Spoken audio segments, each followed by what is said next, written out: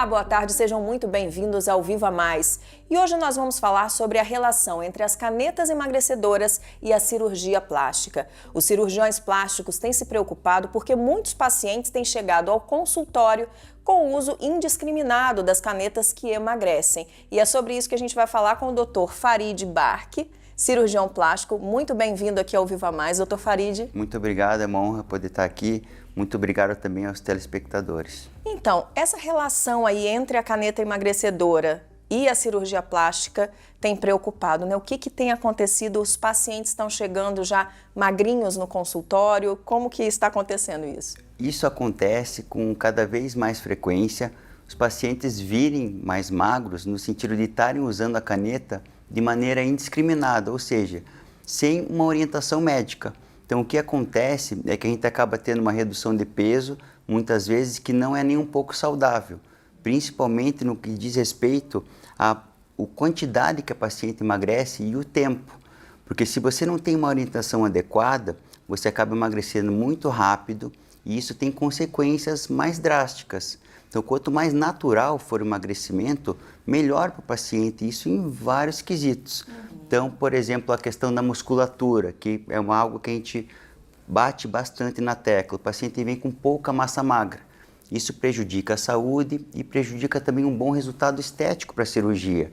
Uma maior flacidez, um excesso de pele maior também. Então, o corpo ele não tem tempo de se adaptar a essa redução tão grande de peso. Para a gente explicar melhor, é porque assim, a cirurgia plástica não é um método de emagrecimento, né? E muitos pacientes chegam ao consultório um pouco acima do peso e precisam de um acompanhamento para emagrecer antes da cirurgia, né?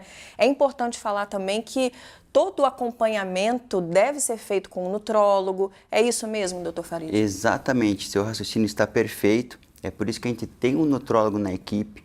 Então, o paciente necessita de emagrecimento, ele vai passar com ele, vai receber a dose adequada do medicamento, vai receber orientações com relação à alimentação, com relação ao exercício físico, com relação à academia também, que ajuda bastante, e não só isso, como também a ingestão de proteína, por exemplo.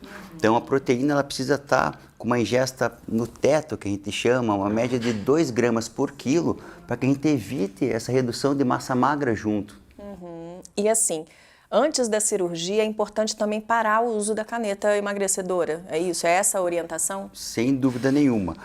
Uma média que a gente solicita para os pacientes é de 15 dias. Tem profissionais que pedem um pouco mais de tempo para parar o uso da caneta, outros um pouco menos, mas o fato é que a gente precisa sim parar antes, porque existe um retardo do esvaziamento gástrico. Então o alimento ele fica mais tempo na barriga, por isso que a gente tem essa saciedade, não tem vontade de se alimentar mais. Então isso pode ter complicações, principalmente na anestesia, onde o paciente tem risco de broncoaspirar. Então, quer dizer, pode causar também complicações durante aí a cirurgia, trazer riscos à segurança, né, durante a cirurgia? Sim, com certeza. Então, todas essas orientações, elas são muito importantes. Se o paciente está tomando a medicação, ele precisa relatar para o profissional que ele está sendo atendido, para que a gente consiga orientar ele da maneira adequada, mas não só no momento de parar, mas como tomar, como fazer, como que você vai cuidar durante todo esse processo de uso do medicamento. Doutor Farid, a gente vai para um rápido intervalo e você não sai daí, a gente volta já.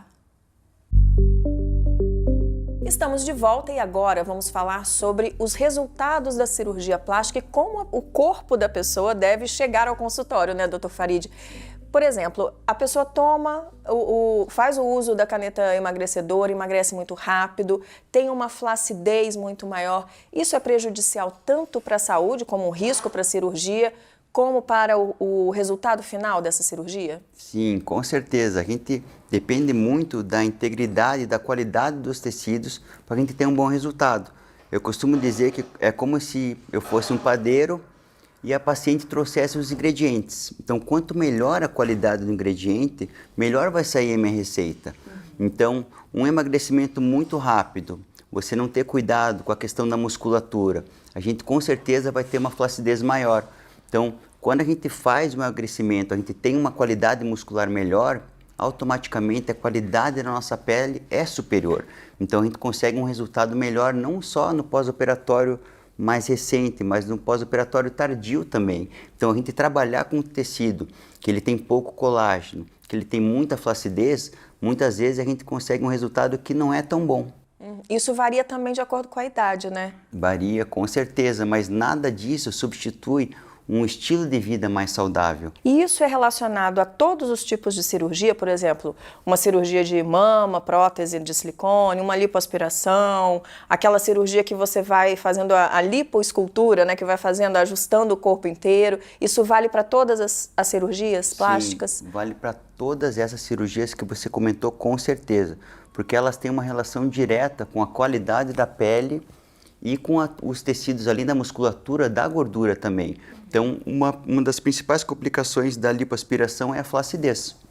Então, se você já tem muita flacidez e eu for só retirar a gordura, eu vou deixar esse tecido mais flácido ainda, porque eu estou tirando a estrutura da pele, que é a gordura. Eu acho que tem que ter uma atenção especial, né, doutor Farid, porque não é apenas a estética, mas sim a segurança do paciente, é a vida do paciente que vai ser submetido a uma cirurgia.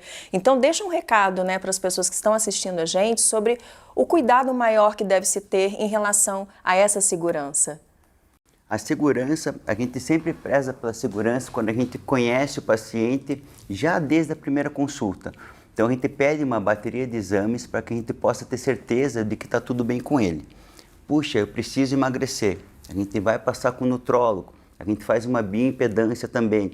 A bioimpedância vai me dizer a quantidade de gordura que você tem, a quantidade de musculatura. Então ali a gente consegue identificar de maneira bem objetiva como que está a sua proporção de peso, o que é o que. Então, através daí, a gente passa com o nutrólogo e a gente começa a cuidar de você de maneira global. Assim, eu consigo dar mais segurança para você, tanto antes da cirurgia, como durante a cirurgia e um pós-operatório também que vai acontecer de uma maneira mais adequada, pois o paciente, por exemplo, desnutrido, pode ter abertura de ponto, pode demorar para cicatrizar, a imunidade está prejudicada.